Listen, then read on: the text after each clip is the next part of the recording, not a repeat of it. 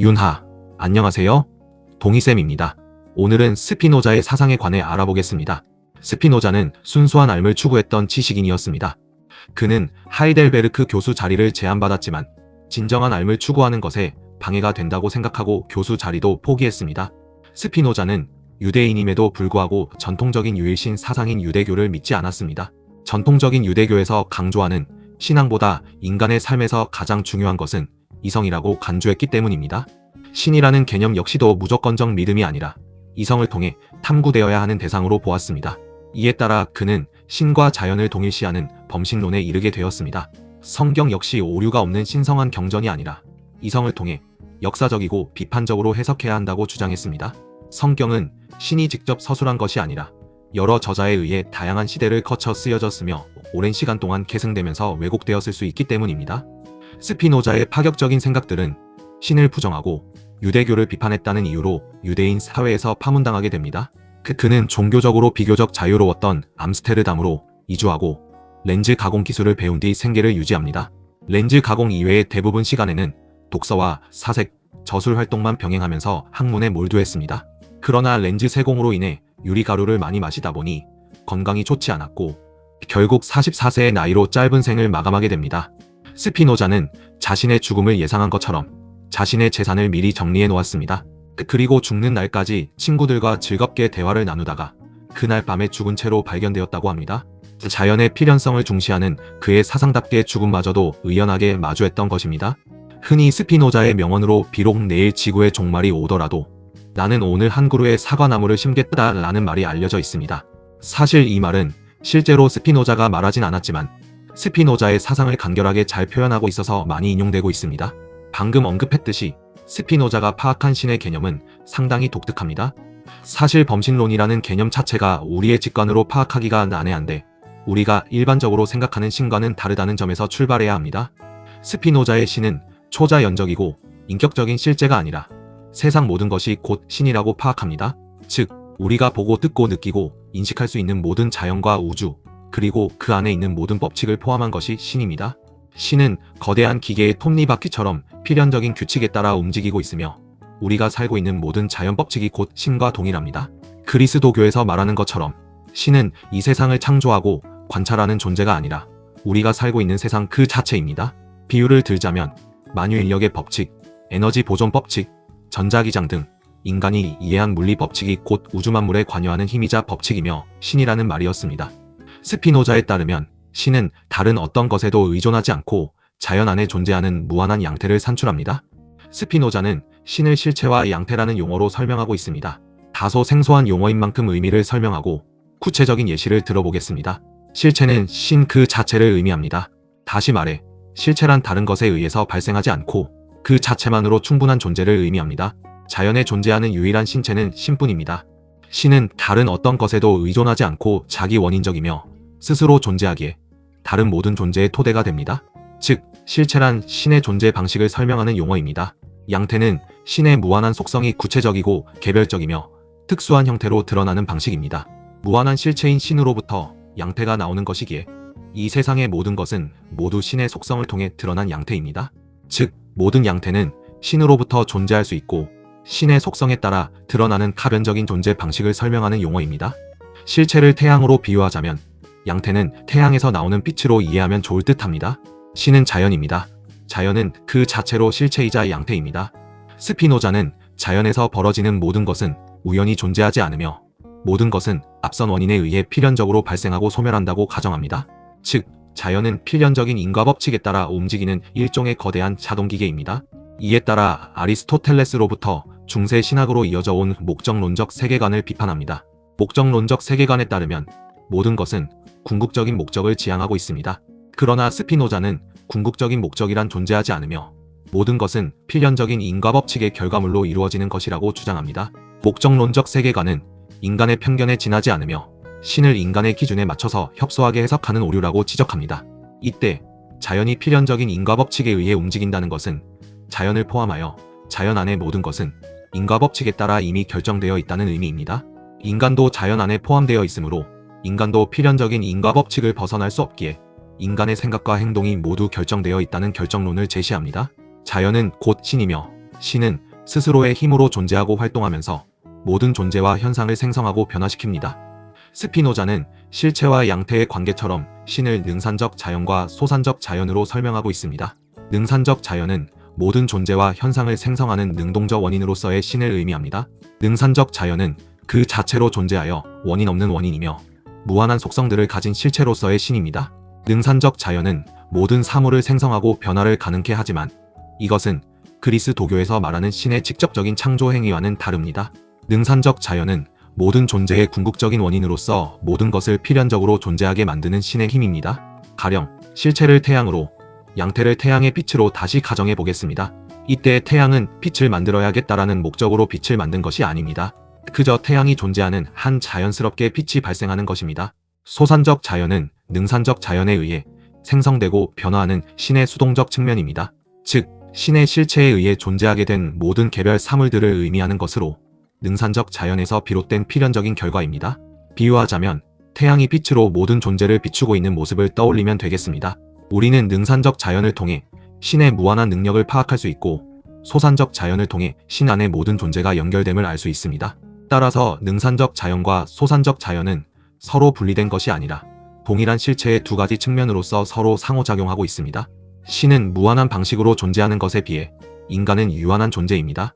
인간의 유한성으로 인해 우리는 신의 무한한 속성 중 사유와 연장만을 인식할 수 있습니다.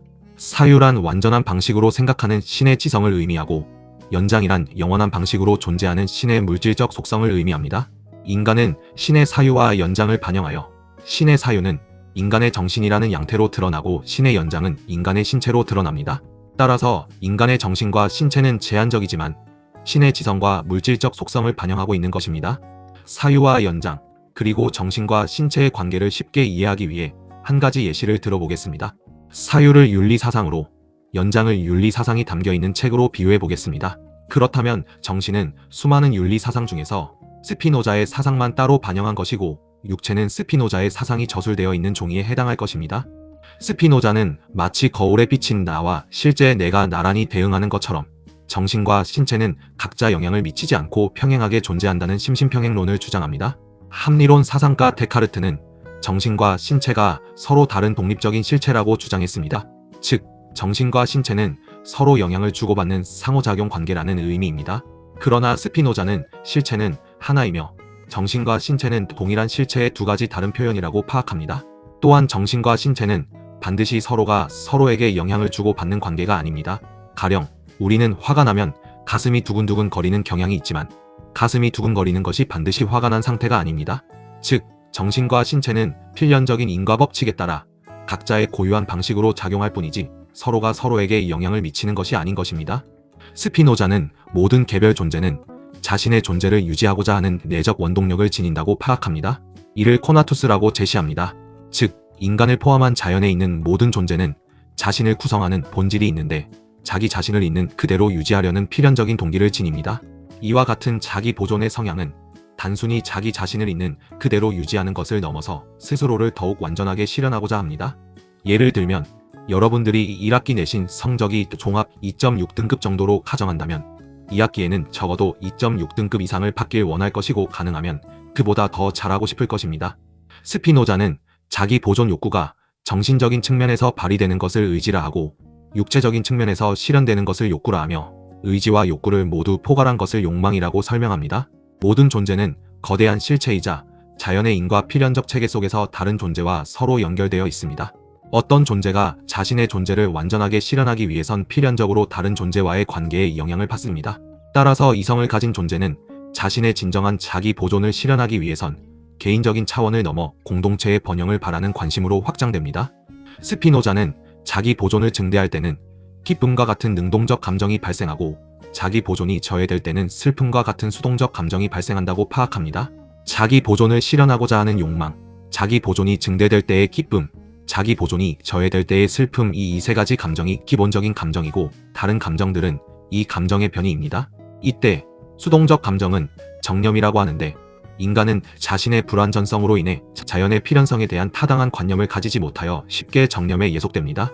스피노자는 우리가 인간인 이상 정념을 완전히 제거하는 것이 불가능하다고 보고 이성을 통해 정념의 예속으로부터 벗어나 인과 필연성을 인식함으로써 능동적 감정으로 변화시켜야 한다고 주장합니다. 쉽게 이해할 수 있도록 구체적인 상황을 제시해 보겠습니다. 어느 날 친구가 기분 나쁜 말을 해서 무척 화가 났습니다. 화가 난 채로 친구에게 따지는 것을 스피노자는 정념에 예속된 상태라고 지적합니다. 이미 친구는 나에게 기분 나쁜 말을 내뱉었고 이런 상황은 되돌릴 수 없습니다. 이를 이성적으로 생각해보면 친구의 말이 원인이 되어서 화가 난 것으로 파악됩니다. 즉, 친구의 나쁜 말이 원인이고 화가 나는 것이 결과로 화가 나는 것은 아주 자연스러운 상황입니다. 이런 상황을 스피노자는 필연적인 인과법칙이라고 설명할 것입니다. 여기에 스피노자는 우리가 친구에게 화를 그대로 내버리면 정념의 예속에서 벗어나지 못한 것이므로 이성을 활용하여 화가 난 상태라는 정념에서 벗어날 것을 강조합니다. 아, 친구가 나쁜 말을 해서 내가 화가 난 것이구나. 그래, 그런 말을 들으면 누구나 화를 낼 거야. 내가 화를 낸다고 상황이 더 나아지는 것은 아닐 거야. 친구도 내가 기분이 나쁠지 모르고 그 말을 했을 테니까 그 말은 기분이 조금 나빴고 다음에는 그런 말을 안 했으면 좋겠다고 차분하게 말해봐야겠다 라고 생각하며 화가 나는 감정을 조절하는 것이 바로 정념의 예속에서 벗어나 능동적 감정으로 전환한 것입니다. 이처럼 우리는 이성을 사용하여 얼마든지 정념을 능동적으로 다룰 수 있으며 수동적 감정에 지배당하지 않고 스스로를 조절할 수 있다고 설명합니다. 이와 같이 이성에 따라 정념에 휘둘리지 않고 능동적인 감정을 통해 코나투스를 잘 실현하는 능력을 덕이라고 제시합니다. 지금까지의 논의를 바탕으로 스피노자는 완전한 행복, 지복을 설명합니다. 지복이란 이성적 관조를 통해 신을 인식함으로써 생겨나는 최고의 행복입니다. 인간은 필연적으로 감정을 느낄 수밖에 없는 존재입니다. 하지만 이성적 관조를 사용한다면 정념을 올바르게 조절하여 지복에 이를 수 있습니다. 이때 이성적 관조는 단순한 이성적 추론을 넘어서서 직관적인 방식으로 실체를 파악하는 방식입니다. 즉, 자신과 세상을 구별된 것으로 바라보는 것이 아니라 전체의 관점에서 바라보는 깨달음의 경지입니다. 우리가 바다에 가서 손으로 바닷물을 떠보았다고 가정해 보겠습니다. 우리는 손바닥에 고여있는 바닷물을 개별적인 바닷물로 이해하기보단 거대한 전체 바다의 일부로 바라봅니다. 다시 말해, 이건 내 손에 있는 나만의 바다야 라고 이해하는 것이 아니라 내가 이 거대한 바다에 있는 물을 지니고 있구나 라고 이해합니다. 이와 같이 생각하는 것이 이성적 관조를 사용하여 전체적인 자연적 질서를 이해하여 자신의 위치를 깨닫는 것입니다. 손바닥에 놓인 바닷물과 전체 바다의 관계처럼 나 자신도 전체 자연의 일부로서 바라본다면 더 이상 정념에 휘둘리지 않고 평온함을 느낄 수 있는 것입니다. 스피노자는 이러한 상태를 영혼의 상 아래에서 행동을 결정해야 한다. 자연의 필연성을 이성적으로 받아들이면 신에 대한 치적인 사랑을 느낄 수 있다. 와 같이 표현합니다. 스피노자의 자유에 관한 관점은 상당히 독특합니다. 흔히 스피노자는 스토아 학파 사상가와 유사하다고 이해되는데 스토아 학파도 범신론적 관점을 바탕으로 세상을 인과 필연적으로 파악하고 있기 때문입니다. 스토아 학파가 외부의 세계가 인과 필연성으로 결정되어 있지만 내면의 의지는 스스로 결정할 수 있다는 자유의지를 인정하는 반면에 스피노자는 자유의지마저 부정합니다. 그러나 자유의지는 인정하지 않음에도 자유를 실현할 수 있다고 주장합니다. 쉽게 이해되지 않는 개념이긴 하지만 이는 스피노자의 사상을 잘 생각해보면 이해할 수 있습니다. 스피노자가 주장한 자유는 자신의 정신과 신체가 자연의 인과 필연성이 전개된 것들의 일부로 인식하는 것입니다.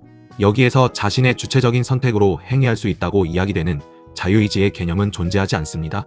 스피노자의 사상에서 모든 것은 인과적 필연성에 의해 결정되어 있고 심지어 나의 의지조차 필연성에 의해 결정되어 있는 것이기 때문입니다.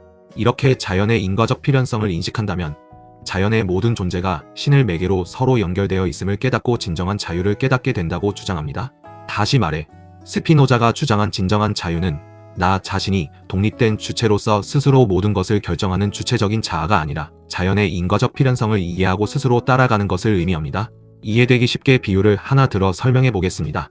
여러분을 기차라고 가정해 보겠습니다. 기차는 반드시 철로 위를 달려야 하며 철로를 달리면서 목적지로 도달하는 것이 여러분의 본성을 가장 잘 실현하는 것입니다. 그런데 여러분이 철로가 아니라 고속도로로 가려고 고집을 부린다면 기차의 본성을 벗어나 정념에 예속된 상태라고 볼 수 있습니다. 따라서 여러분은 기차의 본성에 따라 자신이 철로로 달리는 것이 최선의 상태임을 이해하고 목적지를 향해 기꺼이 향하는 마음을 지녀야 합니다. 이것이 바로 진정한 자유입니다. 결론적으로 스피노자가 주장한 자유란 전체 자연의 인과적 필연성에 의하여 자신의 본성에 따라 자기 존재를 보존하고 강화하면서 자신을 온전히 실현하는 상태입니다. 정리하자면 코나투스를 잘 실현하고 능동적 감정을 느끼며 자유롭게 행위하는 것이 곧 지복을 누리는 것입니다. 스피노자의 사상은 당대에 큰 인정을 받지 못했지만 그의 범식론은 후대에 큰 영향력을 끼쳤습니다. 스피노자의 범식론은 생태 철학과 환경윤리의 기초를 이루기도 했으며 그의 자유에 대한 개념은 칸트의 자율성 개념과 실존주의 사상에도 영향을 주었습니다. 또한 자연을 필연성으로 이해하고자 했던 그의 사상은 근대 과학의 발전과 맞물려서 과학적 탐구 방식에도 기여했다고 평가받습니다. 합리론의 대표적인 사상가 스피노자에 이어서 다음 시간에는 경험론의 대표적인 사상가 흉을 알아보겠습니다. 오늘 강의는 여기까지였습니다. 그럼 윤바.